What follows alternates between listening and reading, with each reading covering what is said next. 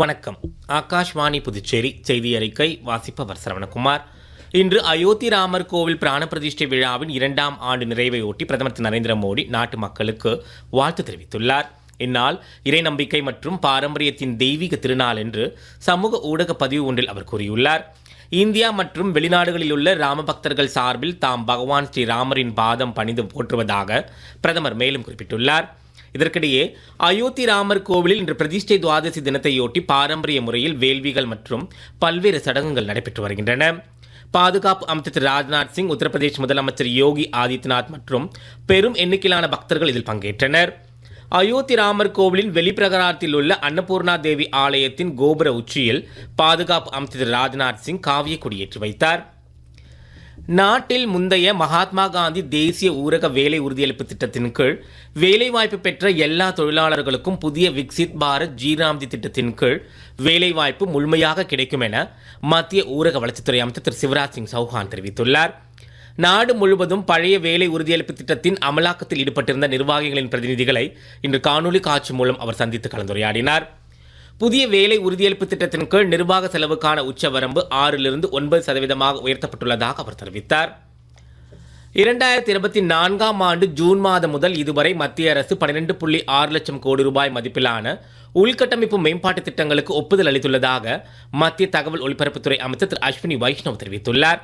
இன்று மத்திய அமைச்சரவையின் முடிவுகள் குறித்து புதுடெல்லியில் செய்தியாளர்களிடம் பேசுகையில் அவர் இதை தெரிவித்தார்.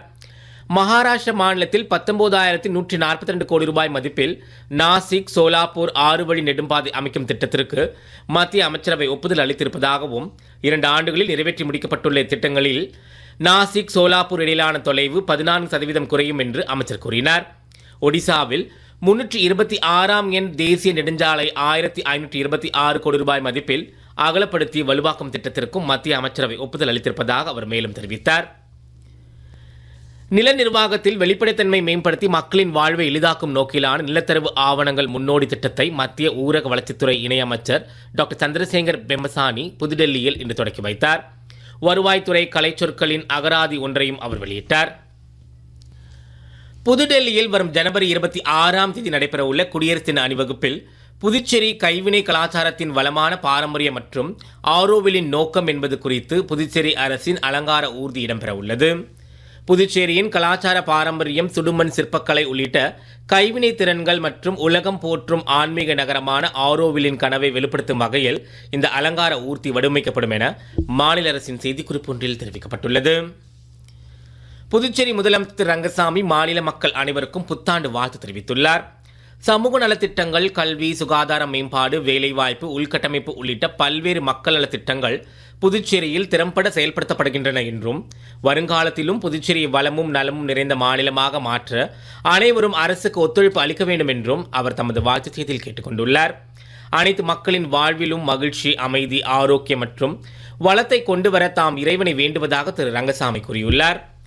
மாநில உள்துறை அமைச்சர் திரு நமச்சிவாயம், சட்டப்பேரவைத் தலைவர் திரு ஆர் செல்வம், சட்டமன்ற எதிர்க்கட்சித் தலைவர் திரு சிவா உள்ளிட்டவர்களும் மக்களுக்கு புத்தாண்டு வாழ்த்து தெரிவித்து செய்திகள் வெளியிட்டுள்ளனர்.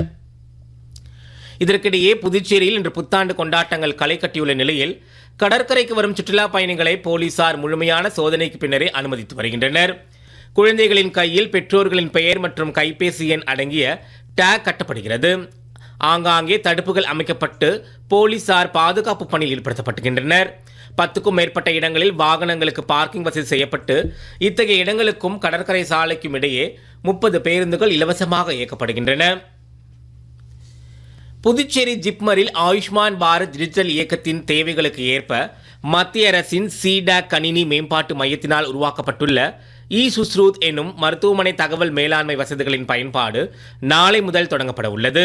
புதிய நடைமுறைக்கு மாறுவதில் சில ஆரம்பகட்ட தாமதங்கள் சுகாதார பணியாளர்களுக்கு ஏற்படலாம் என்றாலும் நோயாளிகளுக்கு வழங்கப்படும் சிகிச்சைகள் மற்றும் அவசர சிகிச்சைகள் எந்த சமரசங்களும் இராது என்று ஜிப்மர் நிர்வாகம் தெரிவித்துள்ளது. இந்தியாவின் 2 பிரளய் ஏவுகணைகளை ஒரே ஏவு சாதனத்தில் இருந்து அடுத்தடுத்து ஏவி பார்க்கும் பரிசோதனைகளை DRDO விஞ்ஞானிகள் இன்று ஒடிசா கடற்கரைக்கு அப்பால் சந்திப்பூர் ஏவுதளத்திலிருந்து வெற்றிகரமாக செய்து முடித்துள்ளனர். 2 ஏவுகணைகளுக்கும் திட்டமிட்ட பாதையில் பயணித்து சரியான இலக்கை துல்லியமாக தாக்கியதை இலக்கு பகுதியில் வைக்கப்பட்டிருந்த கப்பலின் டெலிமெட்ரிக் கருவி உறுதிப்படுத்தியிருப்பதாக DRDO வட்டாரங்கள் தெரிவிக்கின்றன. இத்துடன் செய்தி அறிக்கை நிறைவு பெறுகிறது.